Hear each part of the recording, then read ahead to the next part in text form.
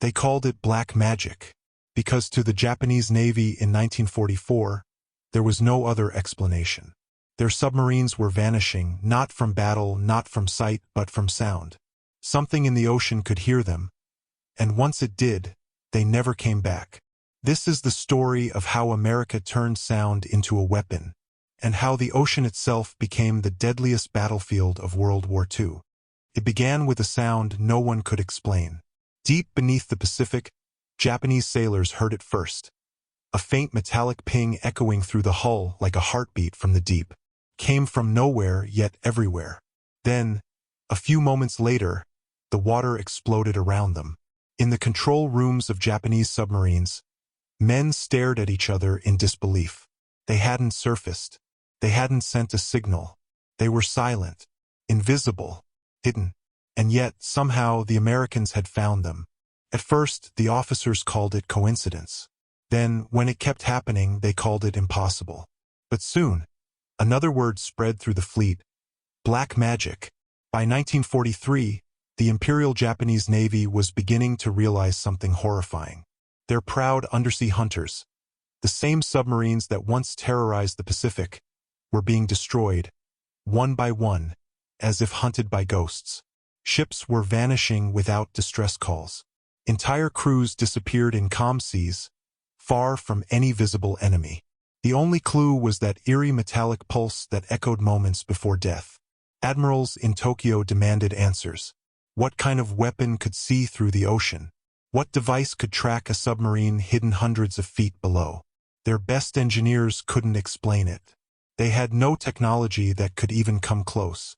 And as panic spread through Japan's submarine fleet, across the Pacific, the Americans were smiling, because the magic the Japanese feared wasn't sorcery at all. It was science, a secret so powerful that it would turn the ocean itself into a weapon. The Americans called it sonar. In the early days of the Pacific War, submarines ruled the sea. The Japanese Navy's I-class submarines were enormous, some carrying aircraft, others capable of crossing entire oceans without refueling.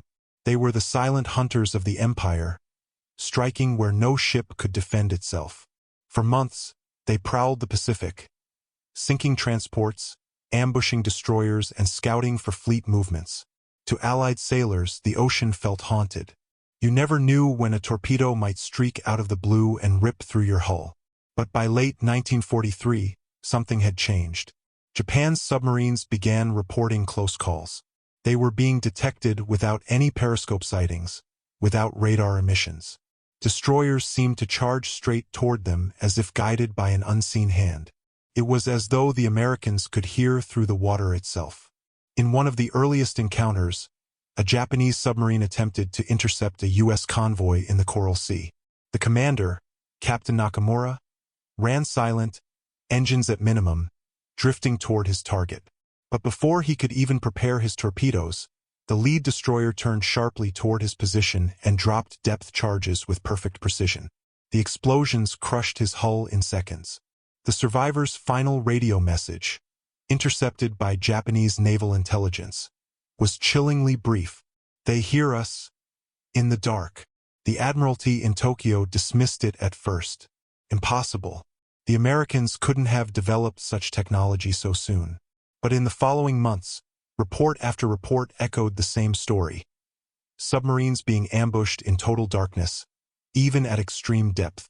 Some crews swore they could hear a strange rhythmic ping before the explosions began. An alien sound that seemed to bounce around the steel walls of their vessel. To men trapped in those metal coffins, that sound became the most terrifying noise in the world. And yet, on the other side of the ocean, young American sailors were learning to recognize that same sound with pride. Because for them, the ping wasn't fear, it was victory. The origins of sonar dated back decades before the war. After the Titanic sank in 1912, scientists across the world began searching for ways to detect obstacles underwater. Among them were American physicists who theorized that sound waves could travel vast distances beneath the surface. They discovered that if you emitted a pulse of sound and measured how long it took to bounce back, you could calculate the distance of an object, even in total darkness. When the Second World War erupted, the United States took that primitive idea and turned it into a weapon. It started quietly, in the laboratories of the Massachusetts Institute of Technology and the Naval Research Laboratory. There, a team of engineers created compact devices that could send and receive sound waves underwater. They called it ASDIC, a secret term inherited from the British and later simply sonar. The earliest versions were clumsy and unreliable. Operators had to sit for hours with headphones on, listening for faint echoes buried in static. But as U.S. factories ramped up production, the technology improved faster than anyone imagined. By 1943, nearly every Allied destroyer carried sonar. Operators became experts at identifying the distinct tone of a submarine's steel hull. They could distinguish the shape of a torpedo from a whale, a decoy from the real thing. And when they heard that unmistakable metallic echo, they acted. Depth charges were dropped in precise patterns, like chess moves on an invisible board. The water churned, and the silence that followed told them everything. Another submarine, gone. Back in Japan, disbelief turned into desperation. Engineers and scientists were ordered to find an explanation, but none could fully grasp how sonar worked. They tried to develop their own sound detection devices, but lacked the industrial infrastructure to produce them in large numbers. To the average sailor, none of it made sense. How could sound, something so ordinary, be used to hunt them from miles away? One surviving officer described it in his diary. It feels like the ocean itself has turned against us. We dive into its depths to hide, but it betrays us with echoes. Superstition filled the void left by science. Some crews began referring to sonar as the voice of the sea gods. Others believed the Americans were using some kind of invisible energy, an ocean radar. A few even claimed that the pings could drive men insane. Whatever the explanation, one thing was certain. Every time they heard that sound, someone died. By mid-1944, Japan's submarine force was in ruins. Of the 128 submarines deployed since the start of the war, more than half had been sunk. The Americans, meanwhile, were mastering a new kind of warfare, one based not on sight, but on sound. Sonar became the eyes of the fleet. Convoys that once feared unseen torpedoes now had early warning systems. Merchant ships sailed under the protection of destroyers that could see through the dark. The once mighty Japanese undersea fleet was now reduced to scattered survivors, haunted by the sound that shouldn't exist. In Tokyo, High Command refused to accept defeat. They poured resources into countermeasures, rubber coatings, decoy devices, even underwater noisemakers designed to confuse sonar operators. None of it worked for long. The Americans always adapted. What Japan didn't realize was that sonar wasn't the only weapon at play.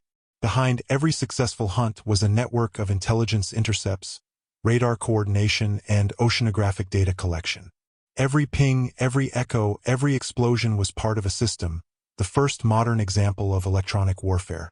And while Japanese scientists struggled to catch up, the Americans were already taking the next step, turning sonar from detection to destruction.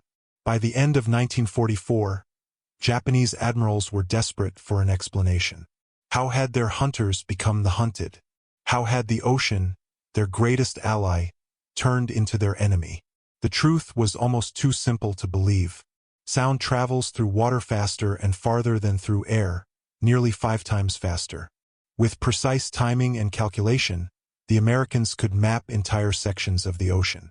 To them, the sea was no longer a mystery. It was a grid, a chessboard where every move was visible if you knew how to listen. Japan's submarines, once the silent killers of the Pacific, had become loud, fragile ghosts moving through an ocean that betrayed their every step. And while they still searched for a way to fight back, a darker question loomed over the Imperial Navy. If the Americans could now see into the deep, what else could they see? By the spring of 1944, the Imperial Japanese Navy was fighting ghosts. The same submarines that once slipped unnoticed through the Pacific now found themselves cornered, crushed, and silenced in the black water. Every time a destroyer approached, they could hear it, the eerie, rhythmic ping of sonar bouncing through the hull, closing in like the footsteps of an unseen hunter. The Americans were no longer chasing them blindly. They were tracking them with mathematical precision. Each ping was a question fired into the sea. Each echo was an answer that revealed their position. And once that answer returned, death soon followed. In a desperate attempt to survive, Japanese commanders ordered new tactics. Submarines were told to dive deeper, cut engines, and drift silently. Others were ordered to hide beneath merchant ships, hoping to blend into their sonar reflections. For a time, these tricks worked. A few lucky crews slipped away unnoticed. But the Americans were learning too, and faster. U.S. sonar operators discovered how to distinguish a drifting decoy from a moving submarine. They learned to track changes in echotone, depth, and even propeller rhythm. What had once been an art of guesswork had become an exact science. On-board destroyers, sonar teams became legends in their own right. Many were barely 20 years old. Farm boys and mechanics turned underwater hunters. They sat for hours with headphones pressed tight, whispering coordinates as destroyers adjusted course. When the pings grew faster, they knew they were closing in. The tension inside those ships was electric. One wrong depth charge, one missed echo, and the prey could vanish forever. But when the sound was right, when that echo rang sharp and solid, the order came fast. Fire depth charges. A pattern of explosions thundered across the waves. The surface boiled. Seconds later, debris rose from the deep, oil slicks, shattered planks, and sometimes the faint scream of bursting air tanks. And somewhere, far below, a steel tomb cracked open. For Japan's submarine crews, the fear was suffocating. The moment they heard that first ping, every man knew what it meant. They would shut off engines, whisper orders, and pray the Americans would pass by. Sometimes they did. But most of the time, the pings kept coming closer, sharper, until the sea itself seemed to vibrate with death. In some cases, the submarines went so deep that the pressure began crushing their hulls. Men felt the metal groan and warp around them as they sank into darkness, trading air for survival. One captain later wrote in his log before disappearing forever, "We fear not the enemy, but the silence that follows the pings." Tokyo's Naval High Command could hardly believe the reports. Entire submarines lost without combat. No survivors, no witnesses, only fragments of wreckage washed ashore. The admirals ordered a full investigation. Engineers were summoned to study the phenomenon. They recorded echoes in controlled tests and tried to build their own listening devices. But the results were disappointing. Japan lacked the materials, precision manufacturing, and research time that the Americans had spent years perfecting. What took the U.S. months to produce would take Japan years. And even if they built a working sonar set, they couldn't deploy it fast enough to matter. Their shipyards were under bombardment, their engineers dispersed, and their resources dwindling. Meanwhile, across the ocean, America's sonar factories were operating day and night. Thousands of new sets rolled off assembly lines every month. Each smaller, more accurate, and easier to install than the last. What had begun as a hidden experiment was now standard on every major vessel in the U.S. Navy.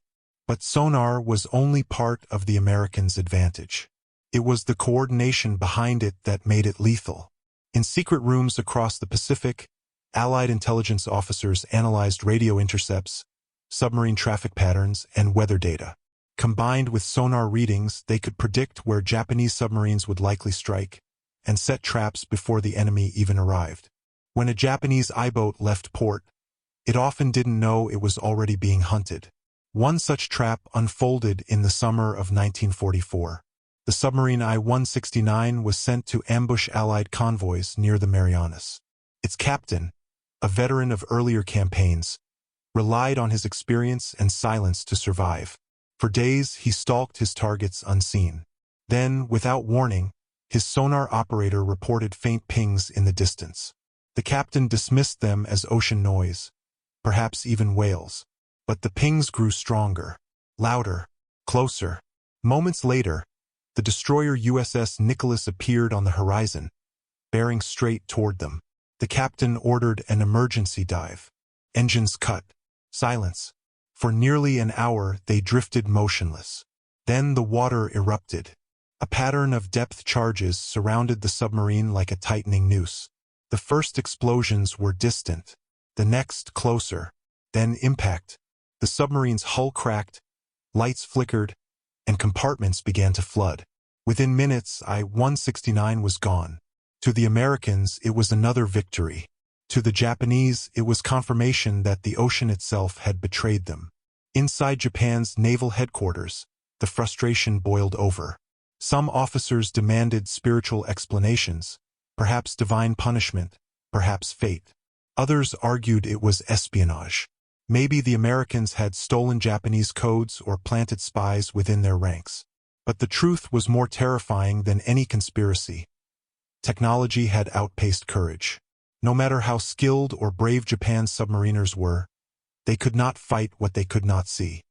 As months passed, the Imperial Navy tried every countermeasure imaginable. They coated hulls in sound-absorbing rubber. They released clouds of bubbles to mask sonar reflections. They even deployed wooden decoys to lure depth charges away. But sonar didn't care about illusions. It read the ocean like a pulse. The Americans adjusted their frequencies, adapted their tactics, and learned from every encounter. Each new battle made them sharper, deadlier, more confident. By late 1944, sonar was no longer just a defensive tool. The Americans had turned it into an offensive weapon. Submarine hunting groups, called hunter-killer teams, now roamed the seas. Each task force included a carrier, several destroyers, and support ships equipped with the most advanced sonar yet built. When one destroyer detected a contact, others would close in from all sides, forming a deadly triangle. The submarine had nowhere to run. The Pacific, once a vast and open expanse, had become a cage. The Japanese called these formations the iron rings. To the men inside those rings, there was no escape. Every victory reinforced the Americans' confidence in their black magic. Sailors who once feared submarines now saw them as prey. Even young recruits could identify a sub by ear alone. And with each sinking, the legend of sonar grew. In the eyes of Japan's surviving submariners, it wasn't technology, it was sorcery. A weapon that turned the ocean itself against them. They began calling it Mizugami no Ko, the voice of the sea god. Superstition or not, the effect was real. Morale collapsed. Submarine crews departed port knowing most would never return. The Imperial Navy had entered the war believing its submariners were invisible hunters. Now they were the hunted, stalked by an enemy that could hear them breathe. But in secret, deep inside Japan's research centers, a few engineers refused to surrender. They believed there was still hope. If they could understand the American system, maybe they could find a weakness. They began experiments with underwater absorption materials, new propeller designs, and frequency jammers. They built crude sonar models to study echoes in controlled tanks. And in one forgotten lab in Kure, a scientist named Dr. Yoshiaki Shibuya made an unsettling discovery. By analyzing captured American sonar recordings, he realized that even the best systems had a blind spot, a small range of angles where sound reflections distorted. If a submarine could stay within that narrow cone of distortion, it might avoid detection long enough to strike. He called it the shadow zone. But Japan had no time left to test it. By the time Shibuya's research reached Naval Command, the empire was already collapsing. Its ports were bombed, its fleets scattered, its fuel reserves nearly gone. The ocean that once promised conquest now delivered defeat. And the weapon that had seemed like black magic, the one the Japanese had feared and mocked in equal measure, had become the silent herald of their end. Every ping was a countdown, every echo a verdict, and for Japan's submarine fleet, the verdict was extinction. Yet this story doesn't end in total darkness. Because out of the wreckage of that war, something new was born, technology that would go on to shape the next century. The sonar that once hunted submarines would soon guide ships through storms, map the ocean floor, and detect icebergs long before they could strike. The weapon of fear became an instrument of discovery. But for the men who faced it in 1944, sonar would forever remain a sound of death, a mechanical heartbeat that echoed through the Pacific, marking the moment when the ocean itself chose sides. By the final months of 1944, the silence beneath the Pacific had grown heavy. Where once the sea pulsed with the engines of Japanese submarines, now only a few remained, haunted, cautious, and afraid to move. The mighty undersea fleet that had once prowled from the Aleutians to Australia had been reduced to scattered ghosts. Each mission was a death sentence waiting to be carried out. Crews no longer celebrated new orders. They prayed. Even before they left port, they could hear the rumors, the stories whispered in the submarine pens at Yokosuka and Kure. Stories of boats that vanished without firing a single torpedo, of men whose last words were drowned beneath the ocean's mechanical heartbeat. That heartbeat had a name now. The Americans called it sonar. To the Japanese, it was simply the sound of doom. In December 1944, one of Japan's last operational submarines, the I-48, slipped out of Kure under cover of fog. Its mission was desperate and strange, an attempt to launch a suicide attack against an American anchorage near Ulithi. The crew knew what awaited them. The Pacific was crawling with hunter-killer groups, destroyers armed with depth charges and guided by sonar so precise it might as well have been sight itself. Still, they sailed on, silent and grim. As they passed through the inland sea, the captain kept the periscope lowered. The engines hummed softly, barely audible. The men spoke in whispers. Even a single misplaced sound, they believed, could bring the Americans down upon them. For days, the voyage was uneventful. The captain began to think perhaps fortune had returned to them. Then, one night, in the endless blackness of the Philippine Sea, the sonar pings began. At first, faint, like raindrops falling somewhere far away, then stronger, closer, faster. The I-48 dove deep, deeper than safety allowed. The hull groaned under the weight of the ocean. Men clung to their stations as sweat dripped from their helmets. Above them, the American destroyer USS England circled. Its sonar operator had locked onto something faint but steady, a moving echo just below the thermocline layer. He adjusted the frequency, cleared the interference, and the shape appeared. Submarine contact confirmed. The destroyer's engines roared.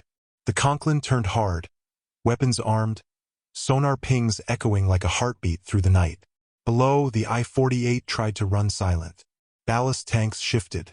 The captain ordered a full stop, hoping to disappear into the deep. But the pings never stopped. They came closer, sharper, as if the sea itself were closing in. When the first depth charges fell, the men barely had time to react. The explosions came in waves, each one closer than the last, each one shaking the submarine like a hammer striking an iron coffin. One by one, lights flickered out. Gauges burst. Water sprayed from ruptured pipes. The captain gave a single order: prepare for the end. Moments later, the hull gave way.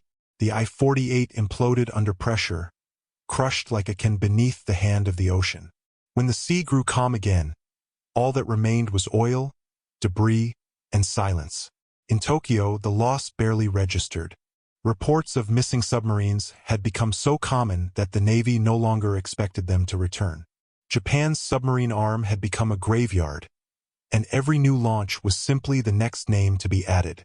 Admiral Toyota, now overseeing naval operations, admitted privately what others refused to say aloud. The sea has turned against us. And in a way, he was right. The Americans had mastered the rhythm of the Pacific. They no longer hunted blindly. Their sonar networks stretched across entire regions, patrol lines, buoy systems, and cooperative destroyer formations that listened to the ocean like a single vast machine. Each ping, each echo, each fragment of sound was shared, triangulated, and acted upon within minutes. Japan's submarines were no longer hidden hunters. They were echoes waiting to be erased. But even as defeat closed in, the Japanese refused to surrender the idea of the unseen war. In a final burst of desperation, the Navy introduced a new weapon, the Kaiten. It was not a submarine in the traditional sense, but a manned torpedo, an underwater missile guided by a pilot who never returned. They called it the Heaven Shaker. The first Kaiten units were deployed in late 1944, launched from modified submarines against Allied fleets. The concept was horrifyingly simple. One man, one torpedo, one target. But even these human weapons could not escape sonar. When the first Kaiten attack was attempted off Ulithi, the American destroyers heard them coming. The sonar operators reported multiple small, fast-moving contacts approaching from below. Within seconds, Depth charges fell in patterns that tore the sea apart. The explosions silenced the attackers before they ever reached their targets. The sea had become an iron gate, one guarded not by men, but by machines that could hear everything. By early 1945, Japan's submarine fleet was virtually extinct. Of the more than 120 boats built before and during the war, fewer than 20 remained operational. Most had been destroyed. Others lay abandoned, half-sunk in harbors with no fuel to run them. And yet, even in those final days, some captains refused to quit. Captain Kanashi Takakazu, the legendary commander of the I-19, the same man who had once sunk the carrier Wasp and damaged 2 more ships in a single attack, returned to sea in a new submarine. He knew the odds. Everyone did. But to him, surrender was unthinkable. For 3 weeks, he evaded American patrols, moving only at night, running deep during the day. His crew lived in darkness, rationing air and power, haunted by every faint echo that reached their ears. Then, one morning, they heard it. A single, distant ping, followed by another, then another. They froze. The sound grew faster, sharper, closing in from the north. Kanashi ordered evasive maneuvers, but it was too late. The hunter-killer group, led by USS England, had already triangulated his position. 6 destroyers surrounded the area, each guided by sonar, each armed with a new weapon. The Hedgehog, a forward-firing pattern of small depth bombs that detonated only on impact.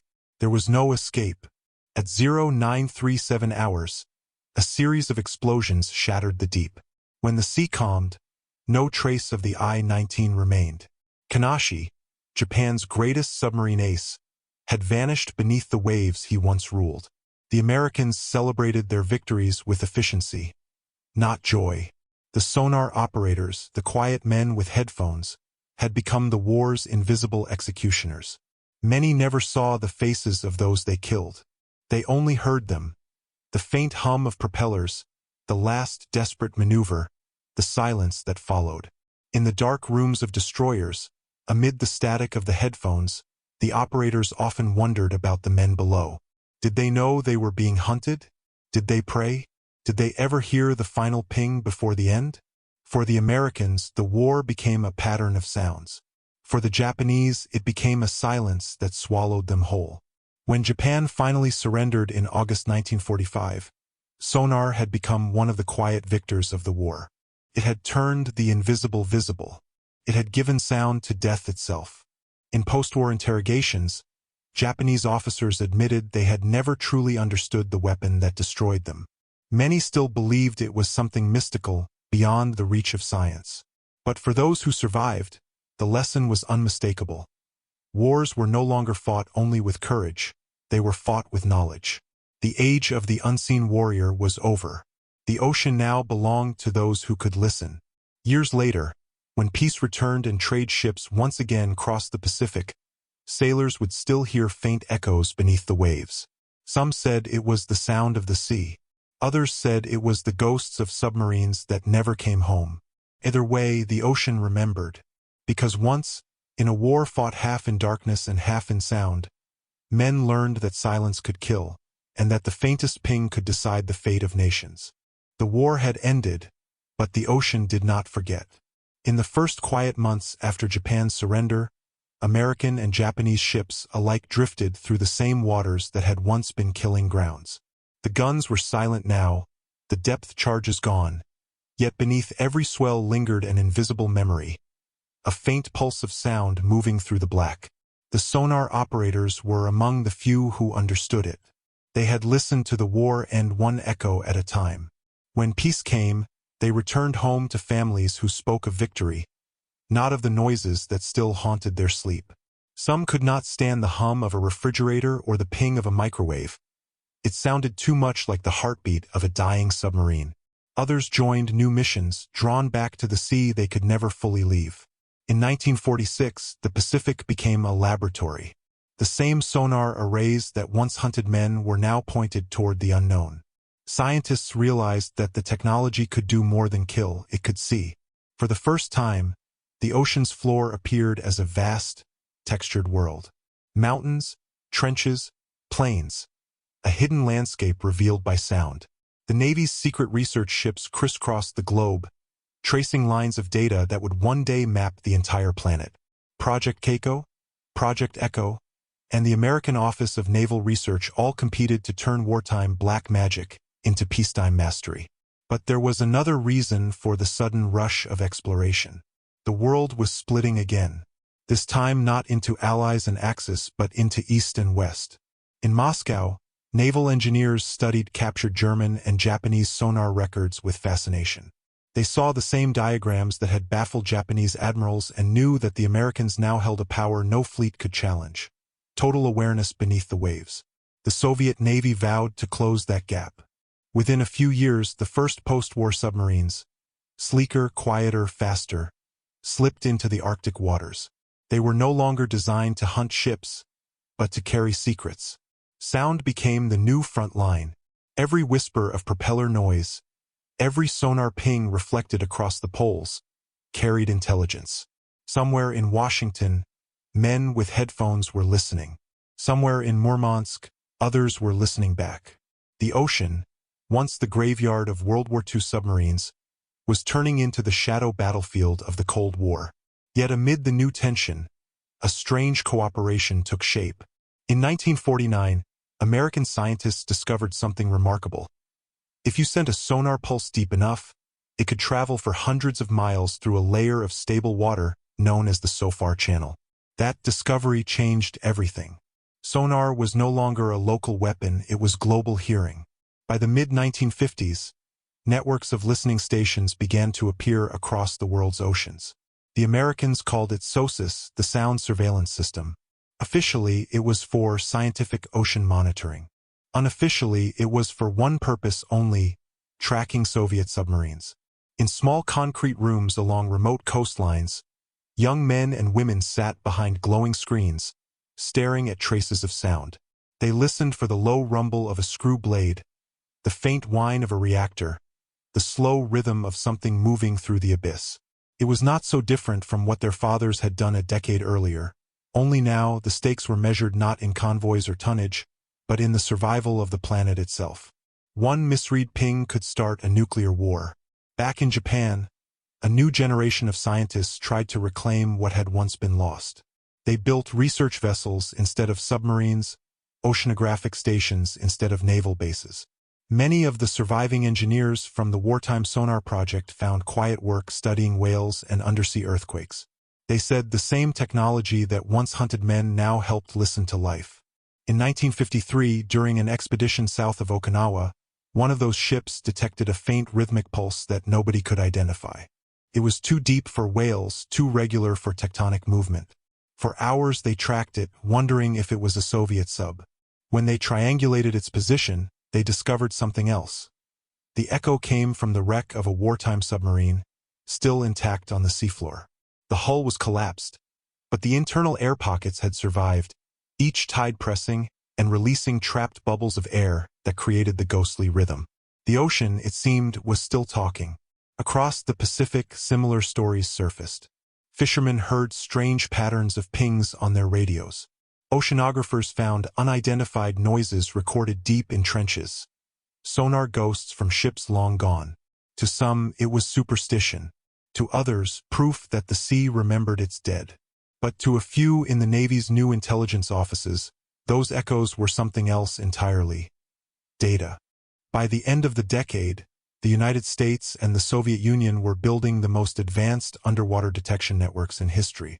They covered entire oceans with microphones, satellites, and computers, machines that could recognize a single submarine by its unique acoustic fingerprint. The race that began with sonar had become a war of whispers. In 1960, when the U.S. submarine Triton circumnavigated the globe entirely underwater, its captain carried a classified message for his crew. "You are sailing through a world we can now hear."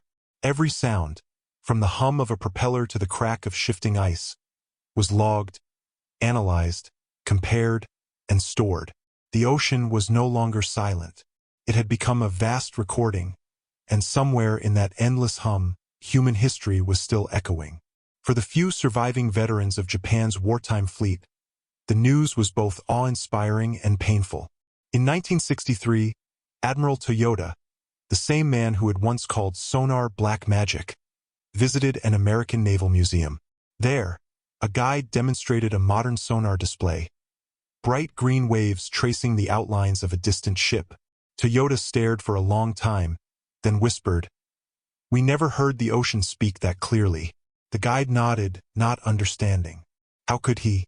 For Toyota, the sound was not technology. It was memory. It was the echo of a war fought blind.